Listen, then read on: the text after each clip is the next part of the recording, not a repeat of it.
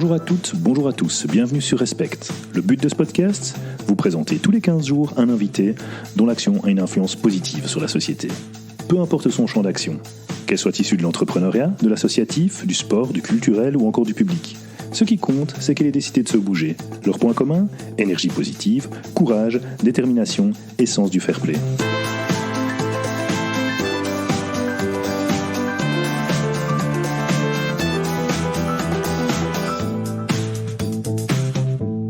Bonjour à toutes et à tous, Xavier Teichmann pour Respect. Alors un petit message de service avant de vous dévoiler l'invité qu'on reçoit aujourd'hui. Pensez à vous abonner à la newsletter pour être tenu au courant de la parution des épisodes. Et alors, mettez-nous 5 étoiles, si vous trouvez qu'on le mérite évidemment, sur Apple Podcast par exemple, un commentaire sympa. Au fait, ça nous aide vraiment à progresser. Et plus on est visible, plus le podcast sera écouté et plus on pourra avoir un impact positif. Donc merci d'avance, je compte sur vous. Et pour cet épisode, je reçois Sévan Holmans de Solifine. Bonjour Sévan. Bonjour Xavier. Alors, avant de te demander de te présenter, la question traditionnelle, donc, je vais simplement expliquer pourquoi je t'ai invité aujourd'hui. C'est aussi grâce à une personne qui nous a mis en contact, qui est Lara Piret de Shift, et qui m'a dit il faut absolument que tu invites Sévan. Il y a vraiment plein de choses positives. Et alors plus particulièrement aujourd'hui pour Solifine, Together for Impact, qui finalement aide les entreprises qui ont de l'impact à émerger, etc. d'un point de vue finance. Et Solifine, le nom est dedans. Tu vas nous expliquer ça sûrement bien mieux que moi dans quelques minutes. Et je vais te demander tout simplement, Sévan, de te présenter. Merci pour cette introduction Xavier et pour cette invitation surtout. Avec plaisir. Faut savoir que je raffole des podcasts, alors si je peux y contribuer un peu, j'en suis ravi. Sévan Holmans, donc moi j'ai 33 ans depuis peu, bientôt papa en décembre. Félicitations. Voilà, ça, c'était la grande nouvelle de cette année. Super. Et alors mon parcours, j'ai fait de l'économie aux États-Unis à Maastricht. Ensuite je suis retourné un peu dans le pays de mes origines, en Arménie. Puis j'ai participé à 2-3 conférences internationales, notamment Rio Plus 20, qui m'ont bien boosté dans le développement durable, etc. Donc 20 ans après la première conférence sur le développement durable, là-bas. Et puis j'ai fait le Collège d'Europe, où là j'ai un peu poursuivi mon rêve d'enfant de rentrer dans les institutions européennes et de contribuer à la chose européenne, à la construction de cet édifice. J'ai bossé dans le cabinet de Carole de Gucht. J'ai fait un stage, en fait, c'est le stage Blue Book traditionnel de la commission. Et puis, à ce moment-là, à la fin de mon stage, mon meilleur pote, on est parti en vacances, et lui venait de lire un bouquin sur l'économie bleue de Gunther Pauli. Et il m'a dit, j'ai la révélation de ma vie, je veux entreprendre, devenir un entrepreneur, et je veux faire quelque chose au niveau de l'économie circulaire et du biomimétisme, qui sont les deux composantes de ce bouquin de Gunther Pauli. Et donc il m'a dit, voilà, j'ai trouvé, je veux faire des champignons sur des drèches de brasserie, à la base du marc de café, un déchet organique très présent dans nos pays.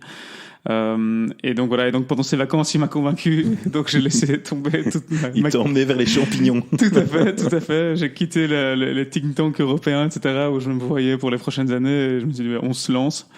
Donc on a démarré ça en 2014. Et puis après, assez rapidement, ça a démarré. On a tout commencé from scratch, comme on dit, dans la cave de sa grand-mère, tout comme il faut pour les entrepreneurs qui partent de rien, avec des microcrédits. Bref, là, c'est tout le parcours financier, mais dont je te parlerai certainement après, parce que c'est beaucoup de raisons. Oui. Et tu peux citer ton pote. Oui, donc j'ai cofondé le Champignon de Bruxelles avec Adrien Velge, qui est lui aujourd'hui CEO encore de la boîte, qui est en pleine croissance, qui aujourd'hui compte 22 employés, et ils sont en pleine levée de fonds justement maintenant. Voilà. Et donc tous les chemins sont liés. Et donc voilà, après les champignons, pendant les champignons, j'ai essayé de développer d'autres projets, notamment autour du canal de Bruxelles. On voulait développer tout l'écotourisme, mais aussi durable, au niveau du canal. On a acheté des péniches, etc. avec un autre associé. Tout ça est parti à volo 1 an et demi plus tard. J'ai perdu beaucoup d'argent. J'ai dû me relancer, trouver un nouveau boulot. Je suis arrivé dans une PME qui faisait des subsides. J'ai développé une partie de subsides pour l'économie sociale et l'économie circulaire, justement. En même temps, ils créent un fonds d'investissement, le Citizen Fund. Je les ai aidés à développer le Citizen Fund. Et puis Solifin est né et je t'en parlerai. Mais ça fait beaucoup de choses. Ça fait beaucoup de choses. C'est palpitant. Il y a pas mal de choses. Mais déjà, on mettra dans l'article le titre du livre qui a révolutionné votre vie, au fait, finalement. Parce que passer des arcanes de la Commission européenne et des institutions européennes à aller se dire, OK, on va faire pousser des champignons sur du marc de café. Ouais, c'est que c'est un livre intéressant. Au-delà de ça, bah oui, on expliquera peut-être, réexpliquer aussi tous ces subsides, etc. Parce qu'il y a peut-être des auditeurs, ici on est vraiment dans l'entrepreneuriat, dans le fait, dans l'économie, il y a peut-être des gens qui ne sont pas rompus à tout ça, mais pourquoi tout ça est mis en place au fait pourquoi est-ce qu'il y a tous ces subsides, pourquoi Ouais, c'est une spécificité de nos pays européens, voilà, avec un État fort, contrairement aux États-Unis où clairement on est moins taxé, on est moins imposé, il y a plus quelque part de liberté entrepreneuriale, mais avec très peu de filets de sécurité et très peu d'aide du coup à l'entrepreneuriat. Ici, on se retrouve voilà dans un modèle européen où oui, il y a énormément aujourd'hui, si on regarde en Belgique, d'accompagnement et d'aide financière à l'entrepreneuriat. Ça c'est assez dingue, et je pense que ça va. Il y a un côté très juste là-dedans, c'est que il faut pouvoir aujourd'hui inciter l'entrepreneuriat. On parle par exemple aujourd'hui, pour moi, toutes les barrières à l'entrepreneuriat sont mauvaises. Par exemple, c'est encore ce truc d'accès à la gestion, par exemple aujourd'hui. Oui. Je pense que c'est quelque chose qui freine encore les inventeurs, en fait, les créateurs, parce que souvent ce qu'on voit, c'est que dans l'entrepreneuriat, le dynamisme, il vient pas des gestionnaires. Il y a des très bons gestionnaires qui peuvent gérer des boîtes après, qui peuvent les amener loin, mais les créateurs sont souvent des gens très très créatifs. Enfin, les inventeurs sont des créatifs qui, pour beaucoup, parfois ne sont pas diplômés, n'ont pas cet accès à la gestion, etc. Et on voit vraiment qu'une grosse partie de l'innovation, tout ça pour dire que je pense que l'État a un rôle à jouer de pouvoir en tout cas inciter cet entrepreneuriat, et ça passe par des subsides, ça passe par des aides, ça passe par de l'accompagnement. Beaucoup de choses à dire là-dessus aussi, on en reviendra parce qu'avec Solify, on essaye de répondre à ça aussi. Oui, justement, et c'est vrai qu'on ne se rend pas compte, mais c'est toutes ces petites boîtes, ces PME, ces startups, etc., qui créent aussi l'emploi, la densité économique. Donc c'est vrai que c'est assez important. Justement, on a déjà parlé Solifin plusieurs fois. Solifin, explique-nous ce que c'est Solifin. Alors, Solifin, c'est avant tout c'est un réseau. Et l'aspect réseau est très très important, de plus en plus je pense. C'est un réseau belge d'acteurs de la finance éthique et durable. Donc aujourd'hui, Solifin a 22 membres qui sont à la fois des banques, enfin une banque pour le moment, la banque Triodos. On espère bientôt la banque Newbie, qui est récemment créée aussi et qui partage les valeurs qu'on défend. Il y a des fonds d'investissement, majoritairement, donc des fonds d'investissement à impact social et environnemental, publics et privés, parce qu'il y a aussi des fonds du coup publics, comme Finance Bruxelles, par exemple, et une de ces branches qui s'appelle Brusoc, qui ne finance que l'économie sociale. Il y a des plateformes de crowdfunding, comme Lita.co, comme GrowFunding par exemple, ou bien SoCrowd en Flandre, qui font soit de la dette, soit du capital, soit du don. Il y a une fondation, la fondation Four Wings, qui est la première fondation qui nous a rejoint et qui fait à côté de la philanthropie aussi de l'investissement. Il y a des institutions de crédit, comme Credal et FBAUM en Flandre, qui est leur pendant. Et voilà, et tout ça forme, voilà, aujourd'hui nous donne 22 membres et sont des acteurs, donc du coup, de la finance éthique et durable. Ils partagent une charte éthique. Donc au cœur de Solifin, au cœur de ce réseau, on a une charte qui dit en fait ce qu'est pour nous un acteur financier responsable aujourd'hui. Oui. Et donc, un des premiers critères, c'est qu'il doit avoir une activité significative en Belgique, parce qu'on soutient avant tout l'emploi, l'économie, le dynamisme économique ici en Belgique. Il doit avoir en fait un minimum de 50% des entreprises dans son portefeuille doivent être des entreprises qui ont un impact social ou environnemental. Et donc ça, je pourrais t'expliquer après peut-être comment est-ce qu'on détermine ça. Oui, ça m'intéresse, effectivement. Et puis la troisième règle est que en fait, si c'est pas 100% du portefeuille qui a impact, il faut que le reste soit ce qu'on appelle socialement responsable, pour avoir en fait une certaine cohérence, parce qu'on n'aimerait pas se retrouver avec des membres qui, d'un côté font 50% d'impact, mais de l'autre côté investissent dans n'importe quoi. Et donc on pousse pour cette cohérence-là. Et donc ça, c'est la charte qui dit qui peut être membre de Solifin ou pas. Aujourd'hui, 22 membres, et on a 3 activités principales. la première qui a vraiment fédéré Solifin, qui a créé en fait cet engouement et ce dynamisme collaboratif, c'était d'aider les entrepreneurs à impact justement à lever dans leur financement. Parce qu'aujourd'hui, il y a énormément d'acteurs, c'est très compliqué de s'y retrouver, qui fait quoi, qui je vais voir, comment je les contacte, et puis surtout, quel est en fait le mix de financement. Quand on a un besoin de financement, souvent on pense, voilà, il faut que je trouve un investisseur ou il faut que je trouve une banque qui va me suivre, mais en fait, il y a une myriade de possibilités qui existent, et il y a moyen de combiner ces possibilités ensemble, en rajoutant là-dedans, on en parlait, des subsides, etc., pour qu'il y ait une partie où on n'ait pas besoin de se diluer, par exemple, parce qu'on peut avoir des subsides et de la dette, et pourquoi alors lever du capital si on n'en a pas besoin, etc. Donc, en fait, du coup, première mission de Solifin, accompagner les entrepreneurs dans ce parcours. Et c'est vrai que quand on voit qu'on est entrepreneur, on n'a pas spécialement envie oui, il y a pas mal d'entrepreneurs. C'est pas qu'ils comprennent pas ça, attention, hein, c'est pas. Mais ils ont cette vision de oui, il faut vraiment que je lève de l'argent, etc. pour aller plus vite, pour progresser, pour y aller à fond. Mais c'est vrai que souvent, tu le disais, ces entrepreneurs sont des créatifs, des personnes qui sont très indépendantes d'esprit, etc. Et finalement, elles se verraient pas trop bosser dans une boîte. Et finalement, elles se retrouvent avec des gens qui ont investi et finalement qui sont entre guillemets, c'est pas que c'est ses patrons, mais elles doivent rendre des comptes. Et c'est vrai que parfois, c'est pas que c'est une souffrance, mais c'est une relation quand même parfois compliquée, quoi. Parce qu'on a des investisseurs, c'est pas évident. Enfin, c'est clair, c'est vraiment, du coup, c'est ça un de nos objectifs, c'est informer. En fait, aujourd'hui, il y a une énorme asymétrie d'information entre, en effet, l'entrepreneur qui vient et lui, il veut du financement, il se dit, je suis prêt à tout pour avoir mon financement, et le financeur qui, lui, regarde les projets, il sait très bien ce qu'il fait, il sait très bien dans quoi il investit, etc. Et en fait, nous, on essaie de, quelque part, rééquilibrer cette relation en disant aux entrepreneurs, on va vous amener toute l'information que vous avez besoin sur tous ces financeurs. Donc, on a développé, par exemple, toutes des cartes d'identité pour chacun des financeurs où on montre, voilà, c'est quoi la structure derrière, sa taille, dans quoi est-ce qu'il investit, quels sont ses retours sur investissement espérés, combien de temps met le processus, qu'est-ce qu'il va offrir au-delà de l'argent, quoi, qu'est-ce qui est ce qu'on appelle le non-financial support. Donc, est-ce qu'ils vont s'investir dans votre conseil d'administration, est-ce qu'ils vont vous ouvrir certains réseaux dont vous avez besoin, les réseaux sont importants, hein, on exactement. Le sait bien. Quand il y a un fonds qui rentre, si c'est un fonds constructif, ça peut aussi dynamiser à fond. Hein. C'est clair. Et puis nous ça a été, pour prendre l'exemple, toujours, j'adore cet exemple, parce que je l'ai vécu avec le champignon de Bruxelles. En fait, il y a plein d'erreurs qu'on a commises au tout début, parce que, comme tu dis, en fait, c'est pas qu'on n'est pas informé, etc. C'est que il y a l'enthousiasme de l'entrepreneur. Il y a souvent, on est pressé par le temps. Il faut qu'on lève des fonds, parce que sinon c'est la survie de l'entreprise qui est menacée. Et du coup, on n'a pas toujours ce recul. Et puis, ça prend beaucoup de temps, cette information, comme on dit. Et donc, d'avoir aujourd'hui un partenaire comme Solifin qui peut accompagner l'entrepreneur à ce moment-là, lui dire voilà tout ce qui existe avec ton projet et confiance. Tu peux aussi faire ton shopping quelque part et vraiment prends le temps de penser ton mix de financement. Et puis, prends le temps de penser à long terme, parce que ce qui se passe souvent, c'est que, par exemple, nous, c'est ça qui a été fait, c'est que une des erreurs qu'on a commises, c'est qu'on s'est dilué très vite, et vraiment beaucoup. On a créé, nous, une coopérative, on était très idéalistes, on voulait que le projet ne nous appartienne pas qu'à nous, mais qu'il appartienne aussi à tous les stakeholders, nos parties prenantes, etc. Ouais, c'est tout à votre honneur aussi. Hein. Mais aujourd'hui, ça pose... Donc, c'était, en effet, et ça correspond très bien à des entreprises, mais aujourd'hui, pour ce que nous, on voulait en faire, etc., aujourd'hui, par exemple, ça a posé des problèmes. On a dû transformer, par exemple, la coopérative maintenant en société classique, anonyme, pour pouvoir lever des fonds. Et le problème, c'est que, par exemple, on est très dilué. Enfin, les porteurs de projets aujourd'hui ont beaucoup moins que la moitié du capital entre leurs mains, et c'est un problème, par exemple, pour lever des capitaux plus conséquents.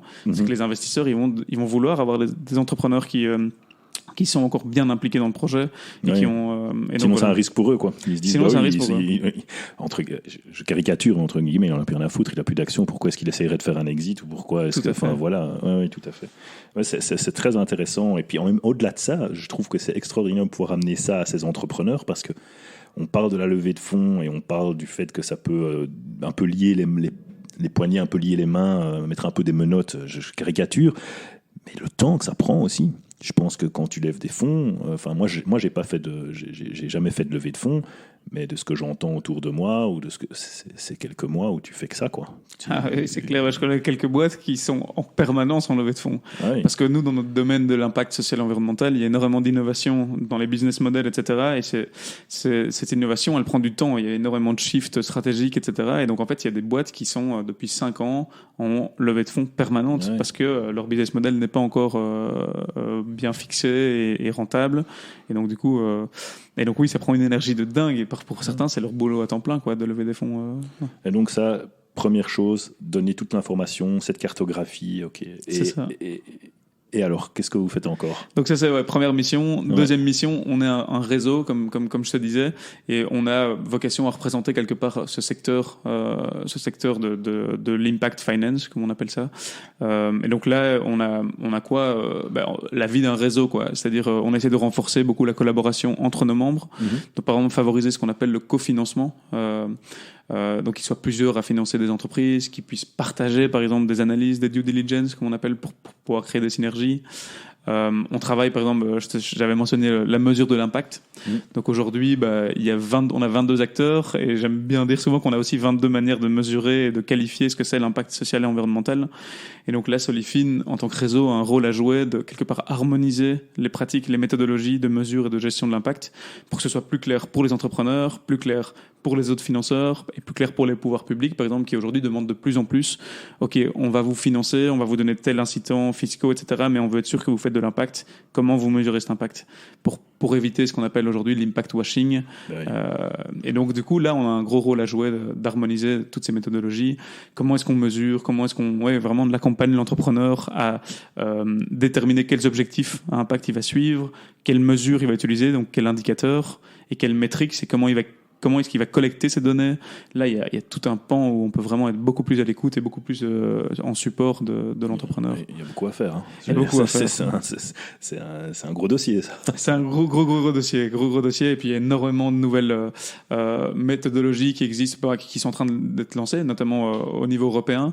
Il y a aujourd'hui tout ce qu'on appelle la nouvelle taxonomie européenne, où l'Union européenne essaie de réguler maintenant ce qu'on appelle justement des produits financiers durables, pour qu'on arrête justement le greenwashing, quelque part, que plein de grands acteurs financiers font. Mais c'est ça. Dans 10 ans, dans 25 ans, nous serons... Exactement. Super, mais commence peut-être maintenant. Exactement. Et puis de se retrouver, en fait, parfois où on a je connais des gens qui pensent investir dans des fonds durables, et qui, en fait, quand on creuse un peu, en effet, se retrouvent avec des boîtes qui sont très très peu durables parce qu'avec un impact très négatif sur tel aspect social ou environnemental. Et donc là, oui, il y a vraiment un devoir de transparence, parce que ça, c'est le maître mot. Hein. Je dirais même pour notre charte éthique, je te parlais de 50% d'impact, etc. Ouais. Mais en fait, la première règle, c'est la transparence. Il faut qu'on soit transparent aujourd'hui avec les pratiques financières, où va l'argent. Et puis, c'est pas que la responsabilité des financeurs, c'est aussi la responsabilité des individus. Et c'est pour ça, aussi bien les entrepreneurs, pour moi, quand on me parle toujours des histoires il y a des investisseurs qui ont un peu... je dirais abusé mais les bullshitters, il y en a aussi du côté des entrepreneurs. Il y en a des deux côtés, exactement. Bien sûr. Ouais. Et puis c'est notre rôle toujours, parce que ça c'est la troisième mission de Solifin, c'est faire avancer la finance durable. Donc c'est une mission un peu plus méta. Là c'est le rôle, c'est pas que le rôle des institutions, etc. C'est le rôle aussi des individus de s'intéresser à la finance. C'est vraiment un combat que je porte vraiment. C'est de dire, en fait, arrêtons toujours de dire que c'est de la faute des 10%, c'est de la faute. Intéressons-nous à comment fonctionne l'argent, parce que l'argent c'est une énergie qui peut être super bénéfique pour plein de projets, et c'est vraiment au cœur de Solifin, c'est de dire on veut utiliser l'argent et faire arriver l'argent là où il doit être. Mais donc pour ça il faut que les gens s'intéressent à l'argent, et il faut qu'il y ait une culture. Exactement. C'est vrai que c'est extraordinaire, parce que j'en discutais encore la fois passée, et je dis au fait, les enfants à l'école, on leur apprend pas. L'argent c'est sale, c'est mauvais, c'est méchant, c'est pas bien, ça fait le mal, c'est les guerres, tu dis, mais c'est vrai que si tu vois les choses comme ça, c'est pas possible, quoi. Je veux dire, à un moment donné, c'est pas possible de se relever, d'être positif. Non, effectivement, il faut que ça circule, il faut que ça soit injecté dans des projets qui ont une finalité, une vision. Et tu parlais de transparence. Dans le business, il y a de plus en plus cette demande de transparence. Hein. Les PME ou les startups qui cartonnent, c'est... bête, mais il n'y a pas d'impact positif sur certains trucs, mais je voyais la personne qui avait fait un bête truc, Archiduchesse, je sais pas si ça te dit quelque chose, un mec qui a fait un site avec des chaussettes en France, enfin bref, tu peux te faire livrer tes chaussettes, machin, mais le mec, comment il a construit sa communauté? Tout simplement, il expliquait sur un blog de A à Z tout ce qu'il faisait, la marge, qui produisait les chaussettes, qu'il avait rencontré un mec qui était, et il photo des équipes, c'était une vieille boîte en France qui était en train de se mourir, et puis ils ont relancé le truc, mais tu vois qu'il expliquait sa marge, il expliquait combien de paires vendues, l'impact et tout ça. Mais à partir du moment où on t'explique mais les gens, ils sont OK. Ils vont pas commencer à te critiquer. Oui, ils peuvent te critiquer parce qu'ils peuvent peut-être ne pas être d'accord avec toi, mais ça va pas être des choses de méfiance, etc. Et ça, c'est méga important, quoi. Mais c'est clair, mais c'est surtout quand on parle de durable, je pense que c'est ça le plus gros facteur de durabilité, c'est de dire on cherche un truc qui est juste en fait, qui n'exploite pas une partie de la chaîne de valeur et qui, enfin c'est vraiment, le bon exemple aussi c'est qui le patron, je sais pas si tu connais cette initiative, c'est devenu une marque en fait, et ça a commencé je pense par des produits laitiers, par le lait, et justement ils ont montré super transparent en fait, comment tu gagnes ta vie quand tu produis du lait, et voilà combien on doit vous demander comme marge, et voilà le prix qui va à qui, aux producteurs, aux différents distributeurs, etc. Et ils ont été super transparents, ils ont créé une communauté gigantesque et qui en fait a été après dans les supermarchés en disant je veux que ce produit soit dans votre supermarché. On a une communauté, ils ont utilisé la communauté, le réseau, et autour d'un projet super juste, parce que juste redistribution de la valeur créée, et c'est vraiment ça, je pense que c'est ça qu'on doit gérer. Ouais, non, c'est top. Et donc, mais ça fait combien de temps maintenant en fait Solifine? Solifine, on l'a créé en 2019. Donc dans la genèse en fait Solifine, c'est en 2018 on a commencé à rassembler depuis le Citizen Fund. On a beaucoup discuté avec l'ITA.co et avec une ONG environnementale qui s'appelle Group One. Et on s'est retrouvés autour de la table à 3, puis à 5, à 6, à 10, parfois jusqu'à 15 pendant toute l'année 2018, en se demandant en fait qu'est-ce qu'on a envie de faire ensemble et où est-ce qu'on peut créer des synergies entre nous.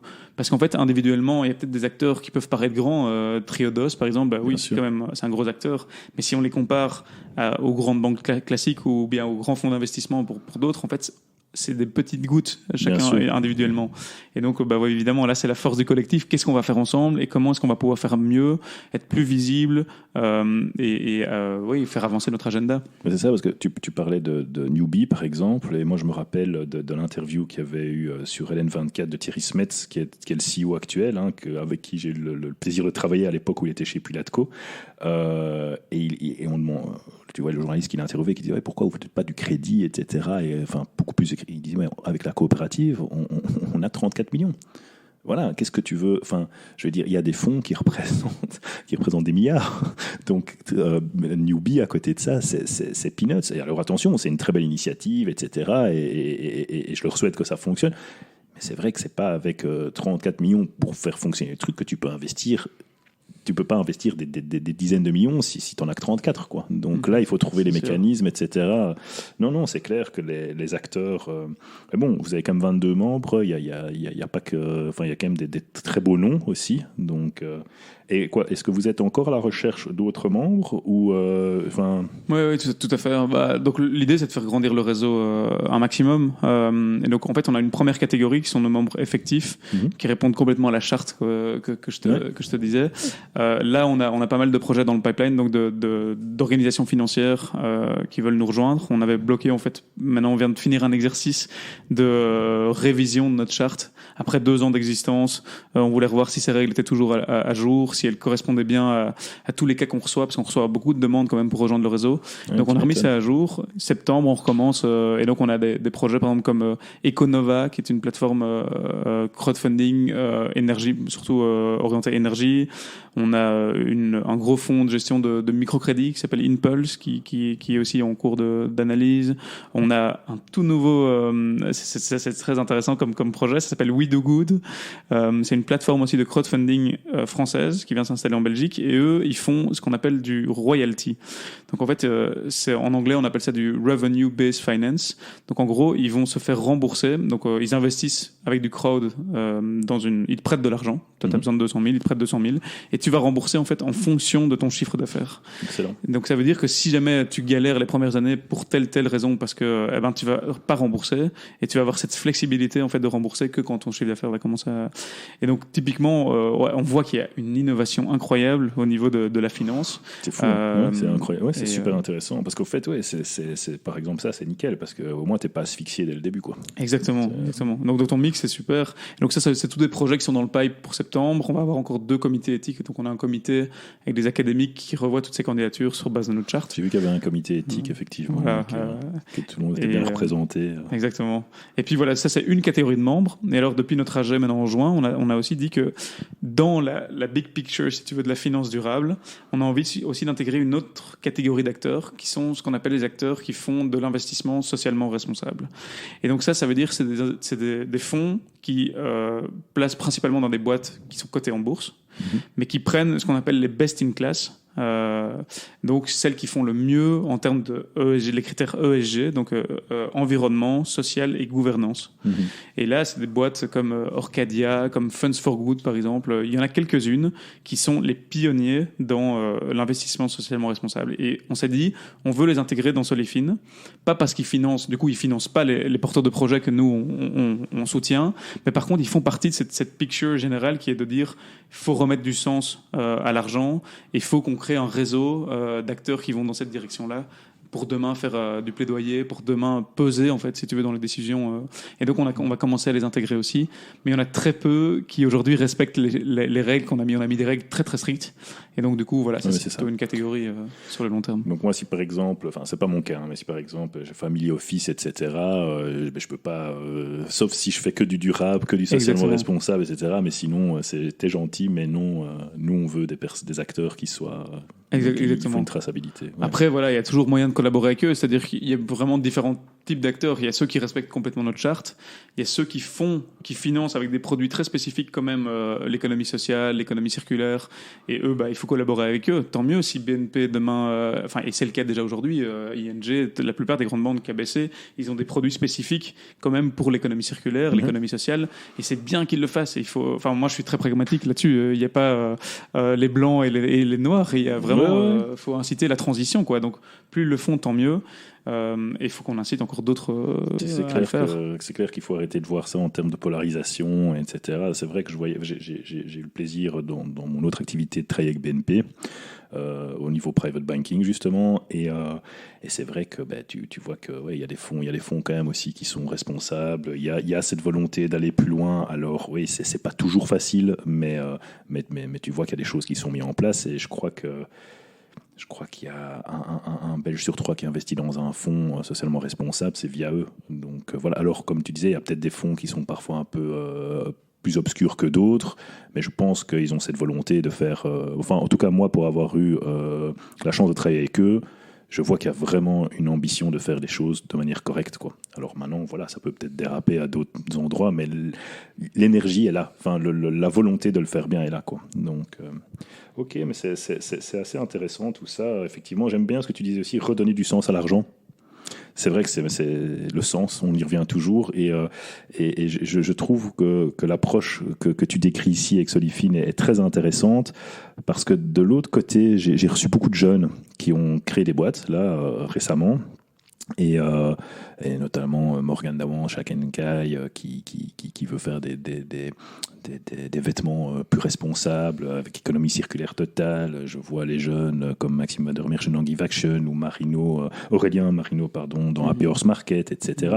Tous ces jeunes, au fait, ont à un moment donné cette réflexion de dire, mais moi je veux faire un truc qui colle à mes valeurs. Je veux redonner du sens à ce que je fais. Je veux pas aller dans une grosse boîte, dans un gros cabinet d'audit ou de conseil, etc. Parce que je veux être libre de pouvoir... Et je vois que d'un côté, tu as ces jeunes, et il y a des moins jeunes aussi, hein, qui aspirent à du sens et à changer les choses. Et puis de l'autre côté, maintenant, il y a Solifin qui aspire aussi à changer, à donner plus de sens et à faire en sorte que l'argent suive les valeurs, quoi. Donc je trouve que ça, c'est assez intéressant. Et c'est vraiment... Allez, je suis vraiment content de t'avoir dans ce podcast, parce que c'est vraiment aussi, comme je disais, on nomme les personnes comme toi et comme ces jeunes entrepreneurs des influacteurs. C'est pas on influence bêtement ou on critique, maintenant on agit et on change les choses. Et donc, mais c'est clair. Ça, pour moi, tous les gens que tu viens de citer, et notamment Happy Horse Market, etc., en fait, l'entrepreneuriat, c'est ça, c'est que on pourrait aujourd'hui aussi prendre l'autre penchant qui est aujourd'hui d'être dans la rue et de manifester, etc.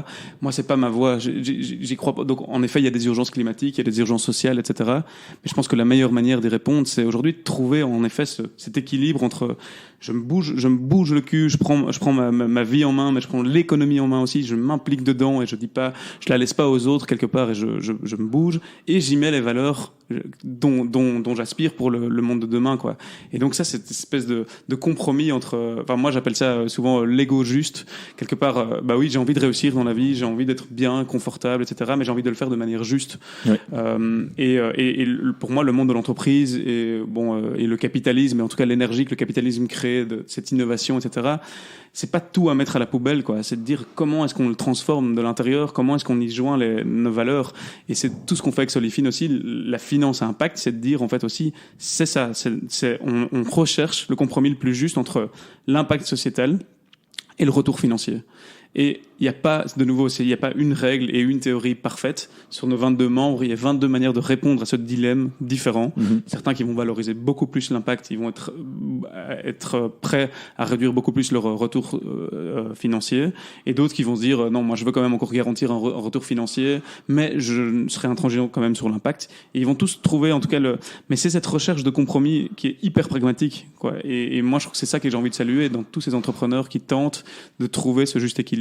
Et tout comme du côté des financeurs, c'est ça qu'il faut. C'est la liberté, c'est la démocratie entre guillemets au sein de Solifin aussi. Je veux dire, c'est pas d'imposer absolument une voie. On se met d'accord autour d'une charte et puis après, oui, moi je veux plus de rentabilité, mais c'est de la méthode. Oui, voilà. Enfin, il y a pas. C'est la liberté, c'est tout. C'est comme ça. Mais moi, je trouve ça méga intéressant. Tu as déjà un petit peu répondu, mais qu'est-ce qui t'a poussé vers cet univers? C'est une partie de ma vie assez importante, justement, parce qu'on parle d'argent. Et donc moi, après les champignons, donc à côté des champignons, j'ai essayé de lancer d'autres projets, comme je te disais, développement du canal, on avait acheté des péniches, etc. C'est pas des petits budgets, ça non plus. C'était pas des petits budgets, et j'ai pris énormément de risques financiers à cette époque-là, avec un associé, un Français de 55 ans, qui avait rien, qui vivait dans la rue quand j'ai rencontré, qui était un grand créatif. Et en fait, tout ça est parti à volo. On s'est pris la tête. Et en fait, finalement, moi, j'ai pris tous les risques financiers. Et je me suis retrouvé j'ai creusé un gros trou financier. Okay. Et ça a été juste un peu avant mes 30 ans, donc c'était plus ou moins il y a 4 ans. Et je pense que c'est un moment très très important dans ma vie, c'est qu'à ce moment-là, j'ai eu deux choix. Soit celui j'aurais pu vraiment partir, ne pas du tout respecter toutes les obligations financières que j'avais, de remboursement, etc., de mettre les entreprises en faillite, parce qu'on avait créé plusieurs entreprises. Ou bien j'ai eu le choix de me dire, je vais maintenant partir sur le parcours de la responsabilité, je vais aller voir tous les gens à qui je dois de l'argent, je vais leur dire que c'est pas que de la faute de l'autre, j'ai ma part de responsabilité aussi, mais je l'ai vue, elle est là et là, et je vais avec vous trouver des solutions pour vous rembourser. Moi, je suis prêt maintenant à me remettre sur les rails, etc. Et donc c'est ce que j'ai fait à ce moment-là. Grâce à l'aide, j'ai eu un mentor qui m'a aidé à ce moment-là, et sans lui, ça aurait été très compliqué. Donc voilà, demander de l'aide et se faire aider, c'était. Si tu veux, tu peux le citer. Oui, il s'appelle Ramon Junquera, et du coup, c'est vraiment lui qui m'a accompagné, qui m'a aidé à tirer les leçons de ce qui s'était passé, de voir ma responsabilité.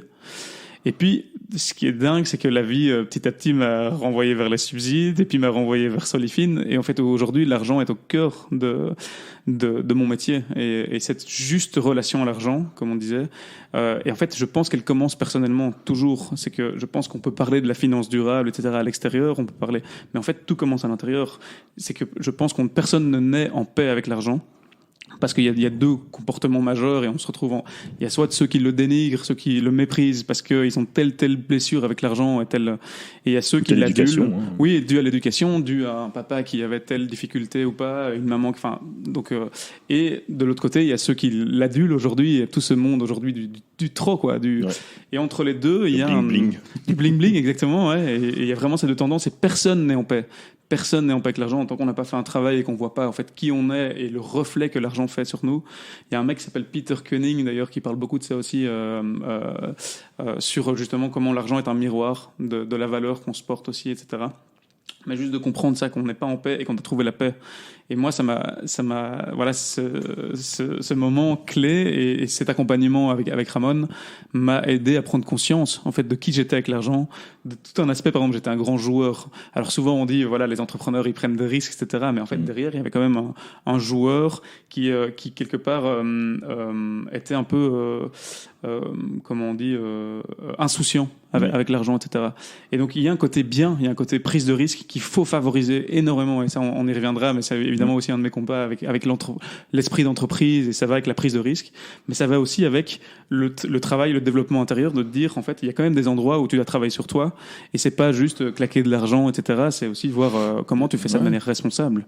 C'est pas juste l'adrénaline de prendre le risque non plus, parce que ça, si tu parles du fait d'être un peu joueur, etc., ben c'est pas la même chose de jouer. Enfin, ça peut s'apparenter, mais si c'est cette adrénaline que la personne recherche, c'est malsain, quoi. Exactement. Pour tout le monde. Surtout Exactement. si c'est pas son argent, quoi. Ça, exactement. Ouais. Et là, l'accompagnement, il est essentiel, vraiment, parce que de pouvoir faire la part des choses, justement, de ce que c'est en fait l'esprit d'entreprise et qu'est-ce qu'on doit vraiment inciter, / l'endroit où on est irresponsable et où on est comme ça dans un état. Et ça, c'est pour en revenir à ce qu'on disait au début. Il y a des downsides aussi au fait qu'on ait un état social fort avec des filets de sécurité. Bah, il y a aussi parfois un peu ce truc de, ok, on ne réfléchit pas toujours aux risques qu'on prend, etc. Et en même temps, il faut les favoriser, hein, ces risques, mais conscient, c'est conscient, le mot important. Je trouve ça très intéressant ce que tu viens d'expliquer, et je vais rebondir là-dessus par rapport à cette prise de risque, au fait de, entre guillemets, de se casser la figure et puis d'assumer ses responsabilités, parce qu'on dit souvent, ouais, mais l'entrepreneur, il doit d'abord connaître l'échec, etc. Moi, je pense que c'est plus sympa de ne pas le connaître. Je pense que si tu avais pu si tu avais pu choisir, tu te dis, bah, ok, mais je plante pas le truc, et voilà, mais parce qu'il y a aussi des gens qui se plantent, mais qui apprennent pas de leurs erreurs. Je parlais avec Fred Colantonio, qui a créé la SBL Reload, qui aide les gens qui ont fait faillite à se relancer, mais d'un point de vue émotionnel. Il dit, il y a des gens qui ne tirent pas les erreurs et qui par exemple, à un moment donné, ils se sont associés, ça s'est pas bien passé, comme tu as expliqué là. Mais alors du coup, ils vont plus jamais s'associer. Ouais, mais c'est pas ça, tirer les leçons. C'est peut-être s'associer avec des gens différents, ou regarder à d'autres choses, ou oui, j'ai emprunté et ça a foiré, donc j'emprunterai plus jamais. C'est ok, quelle est ma responsabilité? Donc je trouve ça super comme message aussi de, ok, comment est-ce que tu peux rebondir après un échec, mais de manière positive, parce que c'est clair. J'aime pas moi trop cette mode de dire il faut connaître l'échec. Ouais, Steve Jobs, Dyson, machin, etc. Ils ont été virés, mais bon, on n'est pas tous des Steve Jobs, pas tous des Dyson, et il faut tenir les leçons, quoi. Donc, mais l'échec sans tirer les leçons, en effet, il sert à rien. J'aime bien cette citation, toujours de dire un homme qui marche debout, c'est pas un homme qui est jamais tombé, c'est un homme qui est tombé 7 fois et qui s'est relevé 8 fois. Je pense que c'est vraiment ça. Mais il faut, en effet, et ça, il faut être humble, en fait. Dire quand on tombe, c'est vrai que c'est pas facile de tirer les leçons d'un échec. Moi, je sais que si j'avais pas eu ce mentor, si j'avais pas eu Ramon qui m'a aidé à ce moment-là à tirer les leçons, à voir, ça aurait été très compliqué. Et donc, je suis humble, être humble dans cette position d'humilité, de dire en fait oui, il y a eu un échec et je vais peut-être pas trouver tout seul les leçons, mais je dois les trouver. Je dois faire. C'est à ce moment-là. Et c'est des échecs, c'est à chaque fois, c'est des mini deuils, c'est des moments où en fait ça doit nous ramener à l'intérieur quelque part, parce que et voilà, faire cet effort de conscientisation de ça. Parfait. Mais donc, quand je dis quel était le déclencheur, qu'est-ce qui t'a fait passer à l'action par rapport à ça, c'est vraiment cette remise en question, c'est avec Ramon, etc., où il y a encore eu un autre déclencheur pour aller vers Solifine, j'allais dire Sowalfine, ça n'a rien à voir. Mais ouais, donc il y a évidemment ce déclencheur personnel, mais il y a une autre partie aussi, c'est mon parcours avec le champignon de Bruxelles, c'est-à-dire moi je me suis occupé de toutes les levées de fonds et du financement pendant les premières années du projet, donc on a commencé par du microcrédit 2 fois, donc 2 fois 5 000 euros, parce qu'on est parti de rien, on n'avait pas d'argent, on n'avait pas d'épargne, etc. Donc on est parti vraiment de rien, avec un taux d'intérêt, je me souviens, qui frôlait les 9%. On a fait du crowdfunding, on a eu 12 000 euros là, sur KissKissBankBang. Ensuite, on a créé une coopérative, on a eu les premiers subsides, on a eu les premiers crédits, ensuite on a fait 2 appels publics à l'épargne, parce qu'on était une coopérative. Et puis on a fait la première levée de fonds avec un premier fonds d'investissement qui est rentré. Nanana. Et en fait, tout ce parcours, en fait, je l'ai vécu en direct, et c'est quelque chose pour Solifine où dès le départ, du coup, je me suis dit mais comment est-ce qu'on peut simplifier ce parcours? Et donc il y a aussi cette expérience professionnelle qui, en plus de l'expérience intérieure, oui. C'est une démarche très entrepreneuriale aussi, finalement. C'est que tu as identifié plusieurs pain points, plusieurs problèmes, et tu dis, OK, comment on peut s'attaquer à ça, et comment on peut simplifier et donner plus de lumière. Tout à fait. Ça fait sens, hein, comme on dit maintenant. Tu vois, cette phrase, ça me flingue aussi, mais ça fait sens. Qu'est-ce que ça t'apporte de faire ça? Ouais, je parle pas financièrement. Hein. Non, tu as bien compris non. la question.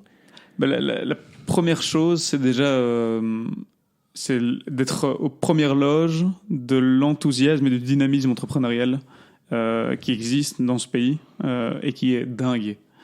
Là, encore plus depuis le Covid, on voit qu'il y a un enthousiasme entrepreneurial, mais vraiment c'est fou, quoi. Et donc, en fait, depuis le Covid, ça a même accéléré. Il y a on en reçoit de plus en plus de dossiers, de projets, parce qu'il faut savoir que 65% des projets qu'on accompagne sont très early stage quand même, donc qui ont moins d'un an de revenus la plupart du temps. Et là, on voit, mais dans tous les secteurs, la créativité et l'enthousiasme, vraiment de trouver des solutions aux problèmes sociétaux actuels. Et donc, ça, c'est la première chose que ça m'apporte, c'est d'être là-dedans, dans cet enthousiasme, et de pouvoir y contribuer. La deuxième chose, moi, ça m'apporte de pouvoir amener, en tout cas, ces quelques leçons de vie que j'ai déjà pu tirer depuis ma courte expérience, de pouvoir les amener à l'endroit où ils sont. C'est-à-dire que je pense que ce sont des leçons essentielles qui sont celles de, par exemple, nous, on était des grands idéalistes. On voulait le projet picobello au début. On voulait de l'économie circulaire. On voulait pas rentrer dans les supermarchés parce que les supermarchés, c'est pas bon. On voulait faire une coopérative pour que l'entreprise ne nous appartienne pas à nous, mais à toutes les parties prenantes, etc. Et en fait, on a dû faire des compromis. Petit à petit, on a voulu faire grandir l'entreprise parce qu'on avait quand même, au fond de nous, on avait cette envie de réussir et de faire grandir un truc. Et on a dû faire plein de compromis. Mais bien sûr, oui. Et on a dû être beaucoup plus business. Parce que t'en parlais, et c'est notamment avec tes activités que tu m'expliquais par ailleurs. C'est que beaucoup de projets qu'on accompagne pêchent par trop d'idéalisme. Ouais. Et que je sais que du coup, moi, ça me donne du sens à ma vie aujourd'hui de me dire que en fait, il y a moyen d'accompagner ces gens avec des très beaux idéaux, mais de les amener à mettre les pieds sur terre, comme moi, on a dû m'amener à mettre les pieds sur terre, et avoir des bonnes racines pour pouvoir demain avoir des projets qui portent des gros fruits, et souvent plus gros que ce que parfois on s'imagine nous-mêmes. Et donc, ouais, ça donne beaucoup de sens à ce que je fais. C'est intéressant aussi ce recul, je trouve ça très intéressant le recul que tu as par rapport aux choses parce que c'est quelque chose, je ne sais pas si ça te dit quelque chose, Oussama Ammar de Bien Family. Ouais. Je regardais une vidéo et c'est vrai qu'il y a pas mal de trucs. Moi, j'aime encore bien le personnage. Je trouve qu'il a une capacité à parler de tout et de rien avec beaucoup de nonchalance, mais enfin, tu vois qu'il sait de quoi il parle. Et j'aime bien ce qu'il disait aussi sur justement ce que tu disais sur cet idéalisme, sur le fait d'avoir envie de changer le monde, etc. Et il dit, les gars, ne mettez pas la charrue avant les bœufs. D'abord, construisez quelque chose de solide, etc. Et puis après, qui soit positif, etc. C'est pas qu'il faut aller vendre des armes, c'est pas ça. Et après, plus ça fonctionnera et plus vous pourrez aller vers des choses plus idéalistes et plus. Mais ne commencez pas à faire l'inverse, quoi. Ne vous dites pas, voilà, je vais changer tout, je vais éradiquer la faim dans le monde, etc. Il dit, tous les grands philanthropes, ils ont d'abord gagné l'argent et puis après ils le redistribuent. Ce qui veut pas dire que attention, que l'argent ne peut pas être gagné proprement, classe, etc. Mais je trouvais que cette réflexion était intéressante. Ça rejoint l'expérience que tu partages ici. Mais comme tu dis, là, c'est important de dire, oui, en effet, on vient d'un modèle où c'était tu réussis et puis tu fais de la philanthropie un jour. Voilà, et ça, maintenant, on est à une époque où, en tout cas, notre génération, elle recherche ce compromis, comme on disait, qui est de dire, je veux réussir, mais je veux réussir de manière juste. Ouais. Et on est en plein là-dedans. Ouais, l'égo juste, c'est ça que tu disais. L'égo juste, exactement. Ouais, je suis tout à fait d'accord avec toi. Ou le capitalisme juste. Ouais. Mais c'est ça, il ne faut pas cracher dans la soupe. Oui, non, clairement. Si tu devais recommencer quelque chose, qu'est-ce que tu changerais? Wow. Tu remontes où tu veux. C'est ton choix. C'est une question compliquée parce que y a une partie de moi qui pense que je devais vivre tout ce que j'ai vécu. C'est aussi une philosophie, c'est de se dire c'est pas arrivé pour rien. C'est Gabriel Huitok de Yuma qui disait une expression qu'elle avait entendue, c'est la vie est précise. Je trouve ça se pèse comme truc, mais elle dit les choses arrivent. Elle dit moi je me dis la vie est précise, c'est que ça devait se passer. C'est clair. Moi je pense qu'il n'y a pas de hasard et je pense que en gros je vis ma vie comme si j'avais une seule liberté, c'est celle qui est de vivre bien ce qui m'arrive ou le vivre mal.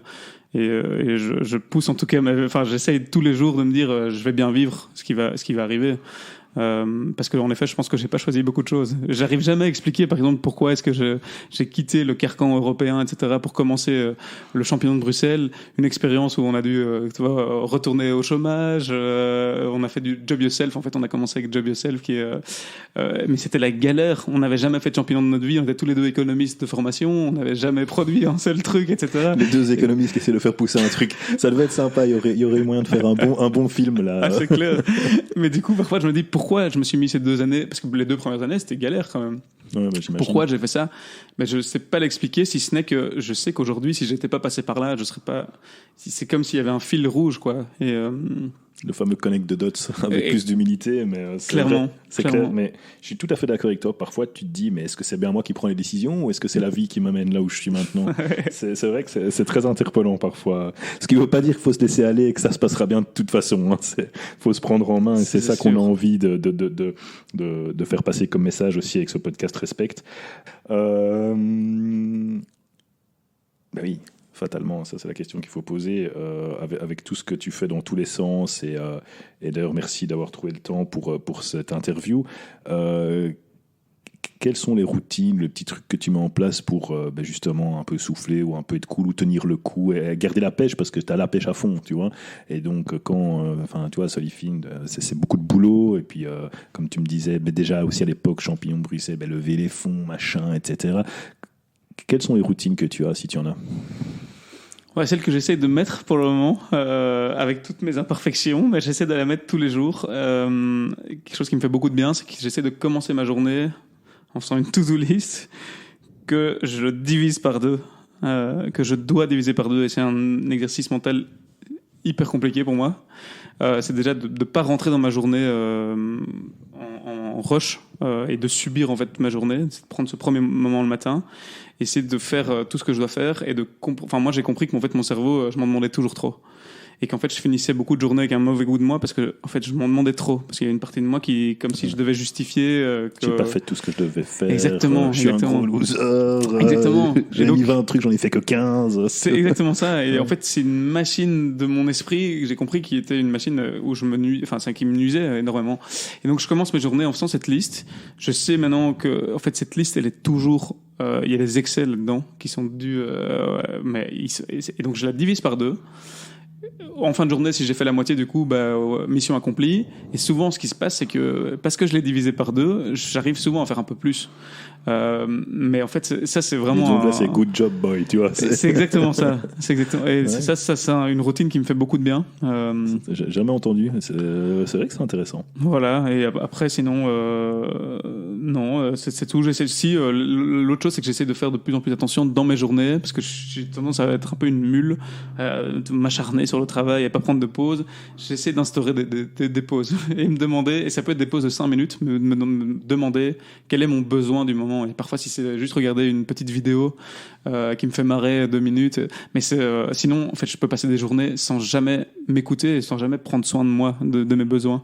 Parfois, c'est juste, j'ai été acheté récemment, j'ai fait mon stock de jus, et c'est des petits jus, c'est des berlingots, parce que je me suis posé, je me suis dit, qu'est-ce qui me ferait plaisir pendant mes petites pauses? Et paf, je vais me prendre un petit jus au sort du bureau, je vais me prendre un petit jus, c'est 5 minutes, mais ça me fait déconnecter. Et donc, cette attention au quotidien, des petites pauses comme ça, c'est quelque chose aussi... intéressant. Voilà. Intéressant. C'est bien les jus, il y en a d'autres qui auraient été s'acheter une farde de cigarettes. Ouais, je vais lui fumer une petite cigarette, ça va me faire une pause. Donc je préfère l'histoire des jus, je trouve ça plus sympa.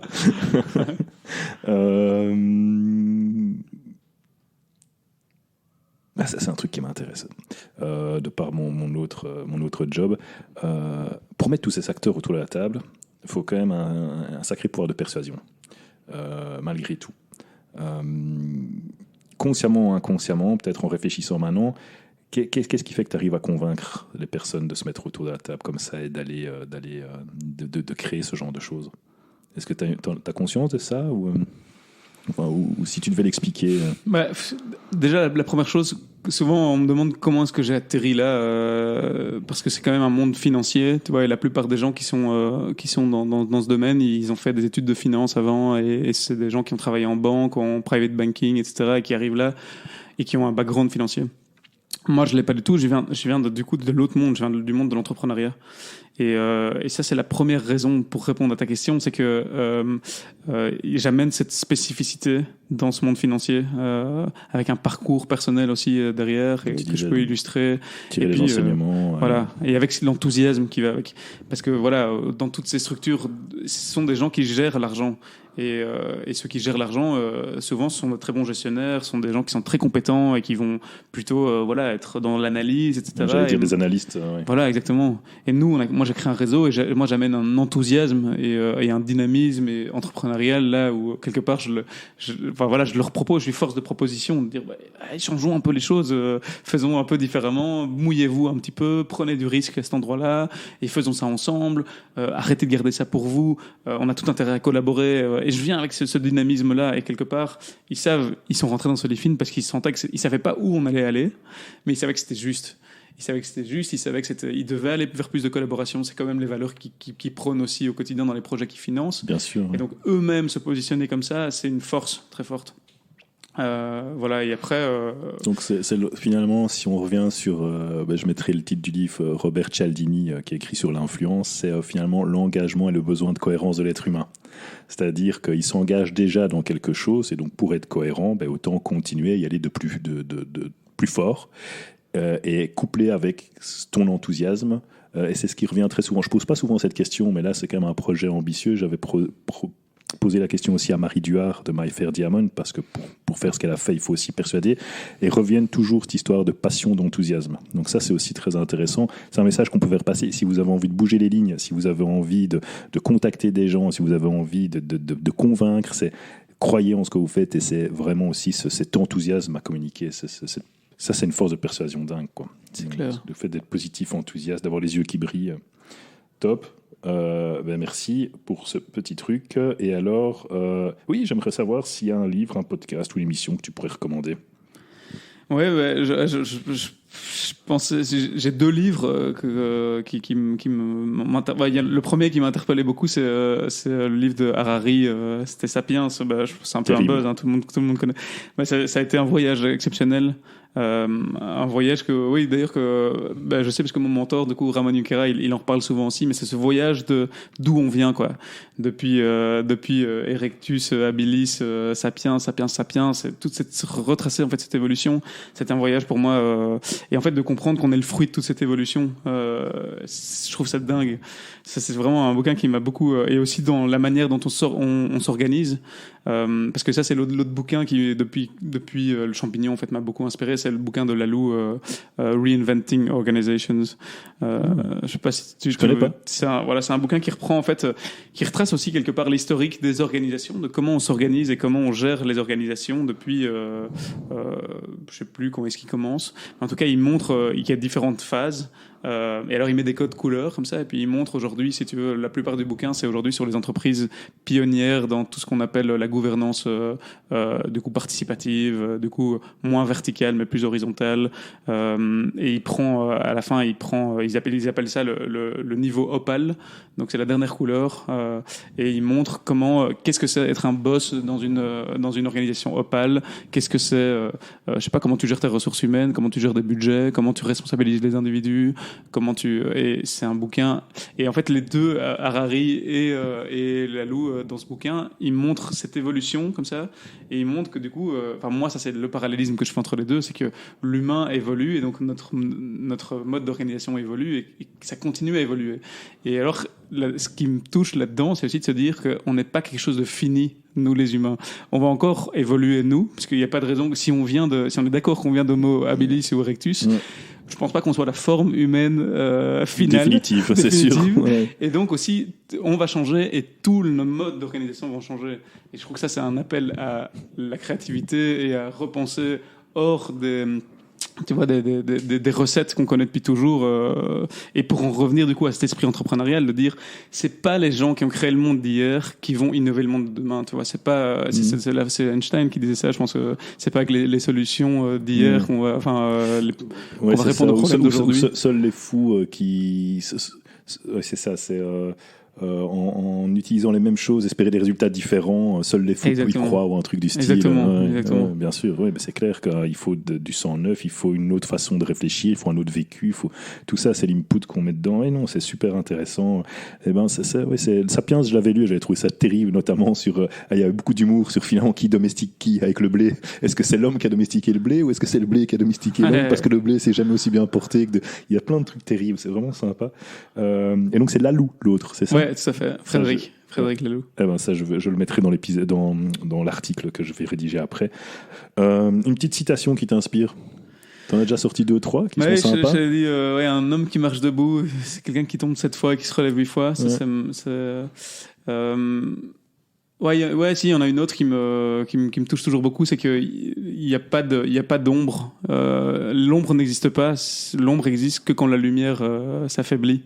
Et c'est quelque chose, du coup, c'est dans cet optimisme, dans cet enthousiasme de vie, c'est de dire, en fait, oui, il y a des grandes crises climatiques, il y a des grandes crises humaines, etc. Mais en fait, c'est une ombre et ça nous demande de nous bouger pour réinventer toute la société, pour remettre de la lumière. Parce qu'à chaque grande ombre, il y a une grande lumière, en fait. Et si on allume la lampe de poche, c'est la lumière qui gagne toujours. Et donc, quelque part, quand l'ombre, elle grandit, c'est parce qu'on n'est pas en train d'allumer la lumière. Et ça, c'est un grand motto de se dire toujours, je vais allumer la lumière et je m'occupe pas de l'ombre. Parce que je sais que si je mets mon énergie là... J'aime beaucoup. Je connaissais pas, j'aime beaucoup. C'est vrai que ça va tout à fait avec la philosophie de respect ici. C'est que... et Ibrahim Ouassari, qu'on avait interviewé aussi, parlait d'un livre... Oh mince, j'ai oublié maintenant, c'est malin. Enfin, il était dans l'article consacré à son épisode où, finalement, quand on regarde les choses, ça va beaucoup moins mal qu'avant. Même si on pense que ça va mal, ça va... Il y a beaucoup de raisons de se réjouir aussi actuellement. Et effectivement, dès qu'il y a de l'ombre, apporter la lumière, essayer de... Ouais, c'est une belle façon de voir les choses aussi. Mais on est arrivé à la fin de cet épisode. Et moi, je passerai des heures. Hein. Je te le dis tout de suite. Mais je vais pas faire un épisode à la Mathieu Stéphanie de Génération Do It Yourself. Je sais pas si tu connais ce podcast. Non. C'est des épisodes entre 2 et 3 heures, tu vois. Okay. Moi, j'adore. Hein. C'est super intéressant. Il y a plein d'entrepreneurs qui aiment bien. Mais je sais que je dois te libérer pour midi. Et il est là midi moins 10. Donc, timing respecté. Dernière question. Qu'est-ce que je peux te souhaiter pour le futur ? Alors déjà, un enfant en pleine santé et beaucoup de bonheur, ça c'est sûr. Mais avec Solifine. Qu'est-ce que tu peux me souhaiter ? C'est une bonne question. C'est tu me poses une colle à la fin. Qu'est-ce que tu peux me souhaiter sans trop réfléchir, je pense que c'est de pouvoir continuer à surfer sur la vague actuelle de justement cette impact finance et de ce sens, de remettre du sens dans l'argent. Il y a une vague énorme qui est à tout niveau. On voit au niveau des individuels de plus en plus d'argent qui arrive vers l'impact. On voit au niveau européen, tous ces grands plans de relance qui ont été votés, qui arrivent et qui déferlent en fait quelque part. Bon, avec tout ce système financier un peu faux, parfois où il y a beaucoup d'argent qui est produit, on se demande si c'est vraiment très durable. Ça, c'est une autre question, ça fait peur. C'est un truc qui m'angoisse un peu, mais bon, ça... C'est clair. Mais en tout cas, cet argent arrive et je souhaite à Solifine de pouvoir, en tout cas, se positionner et de répondre aux enjeux, de faire atterrir cet argent au bon endroit auprès des personnes qui vont pousser. C'est ce que je vous souhaite, de faire atterrir beaucoup d'argent dans plein d'endroits très positifs, en tout cas, et qui changeront les choses de manière avec beaucoup d'impact. Écoute, j'ai adoré cet entretien. Merci beaucoup, Sévan, de t'être prêté à ce jeu. J'espère que nos auditeurs auront autant de plaisir à l'écouter que j'ai eu à le faire. Et je vais le dire comme à chaque fois, je vais rédiger un article de blog par rapport à nos échanges dans lequel on retrouvera tous les liens de ce dont on a parlé, les bouquins qui ont eu de l'impact, les personnes, etc., qu'on a cités.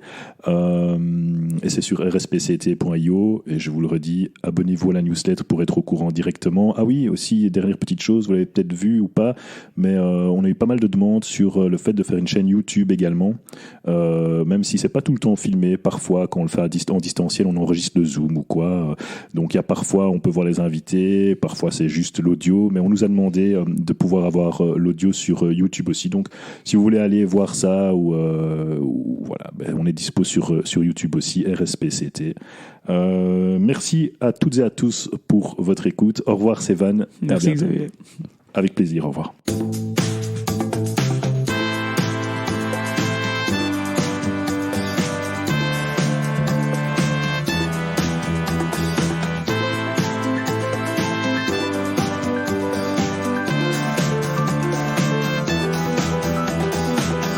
cet épisode vous a plu, pensez à le partager à 3 personnes.